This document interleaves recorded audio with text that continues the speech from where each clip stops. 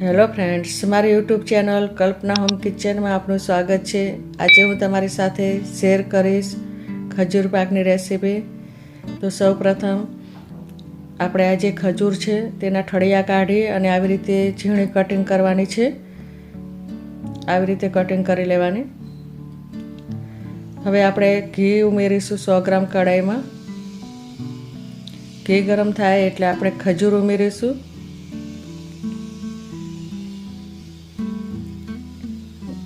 હવે આપણે આજે ઘી ગરમ થઈ ગયું છે તો હવે આપણે ખજૂર ઉમેરીશું। આ ખજૂરને તમે મિક્સચરમાં પણ એની પેસ્ટ કરી શકો છો અને જો ચપ્પાથી કરો તો પણ આવી રીતે કટિંગ કરી લેવાની। હવે આને બરાબર આપણે મિક્સ કરતા રહેવાનું જ્યાં સુધી આ ખજૂર ગળી ના જાય ત્યાં સુધી। હવે આપણે એક ટ્રેમાં ઘી લગાવી દેવાનું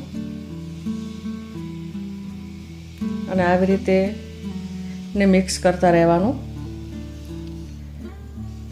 ખજૂર બરાબર ગળી જાય એટલે એનો કલર પણ ચેન્જ થાય છે।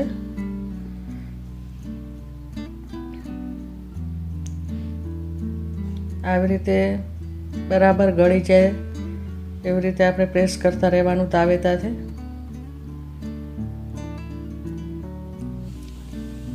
આના અંદર ઘી પણ ઓછું જોઈએ છે અને ખજૂરની જ મીઠાશ હોય છે એટલે આપણે ખાંડ કે ગોળ ઉમેરવાની જરૂર પડતી નથી। આવી રીતે બરાબર એને તાવેતાથી મિક્સ કરતા રહેવાનું અને પ્રેસ કરતા રહેવાનું કે જેનાથી જલ્દી ગળી જાય।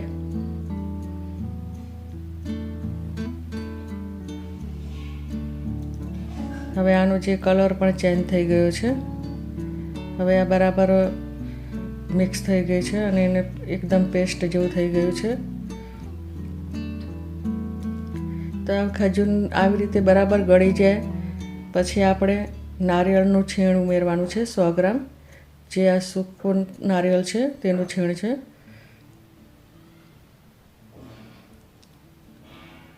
નારિયેળના છીણને પણ બરાબર એના અંદર ખજૂરમાં મિક્સ કરી લેવાનું।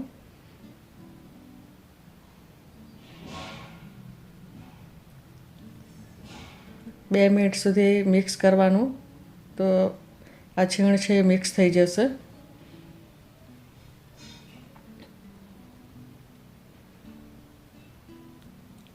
હવે આ જે છીણ છે એ મિક્સ થઈ ગયું છે તો હવે આપણે તલ ઉમેરવાના છે। આ તલ મેં શેકીને લીધેલા છે। 100 ગ્રામ તલ છે। તલને પણ આપણે બરાબર મિક્સ કરી લેવાના। આના તમે લાડવા પણ બનાવી શકો છો, નાના નાના બનાવી દેવાના લાડવા।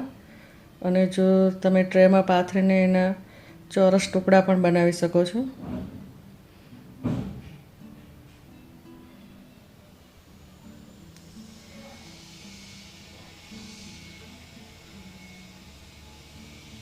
તલ પણ હવે બરાબર મિક્સ થઈ ગયા છે। આ પિસ્તા છે જે ઝીણા કટિંગ કરીને લીધેલા છે 1 ચમચી છે। આ બદામ છે તેને પણ ઝીણી કટિંગ કરીને લીધેલી છે તે પણ 1 ચમચી છે। તેને પણ આપણે બરાબર મિક્સ કરી લેવાનું।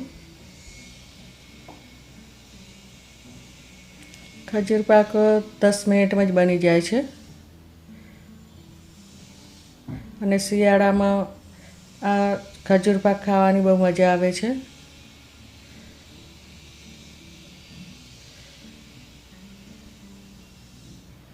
આવી રીતે બરાબર મિક્સ કરી લેવાનું।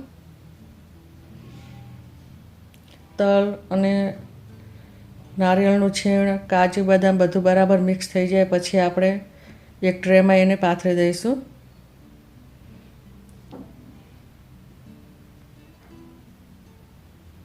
આવી રીતે ટ્રેમાં લઈ લેવાનું।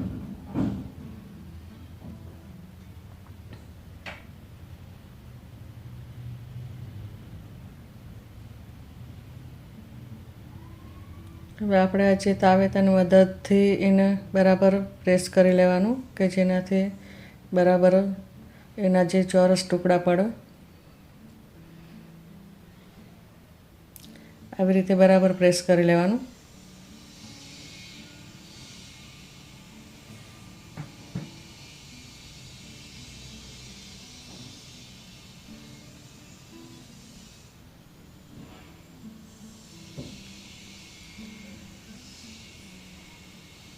હવે આજે બરાબર પ્રેસ થઈ ગયું છે. તો હવે આપણે તેના ઉપર ખસખસ જે તવીમાં શેકી લેવાની છે અને ખસખસને પણ આપણે આના ઉપર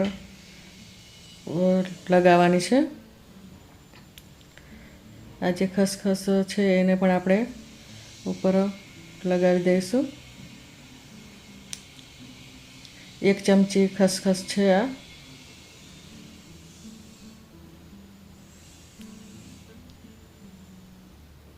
હવે આપણે એક વાટકીમાં ઘી લગાવી અને પછી આવી રીતે આ જે ખસખસ અને જે બધું છે એ બધું ચોંટી જાય એના માટે વાટકીથી આપણે પ્રેસ કરવાનું છે.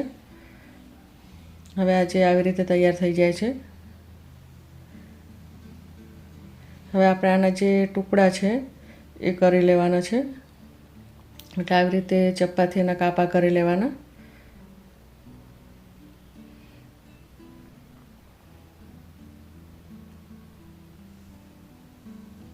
આવી રીતે આપણો જે આ ખજૂર પાક છે એ તૈયાર થઈ ગયો છે. તો આવી રીતે આ ખજૂર પાક બનાવી લેવાનો. અને મારી રેસીપી પસંદ આવે તો શેર કરજો તમારા ગ્રુપમાં, કોમેન્ટ કરજો અને સબસ્ક્રાઈબ તો જરૂરથી કરજો. જે કોઈ નવા હોય તો સબસ્ક્રાઈબ કરવાનું ભૂલતા નહીં. અને હવે મળીશું આપણે બીજી રેસીપીમાં. ત્યાં સુધી બાય.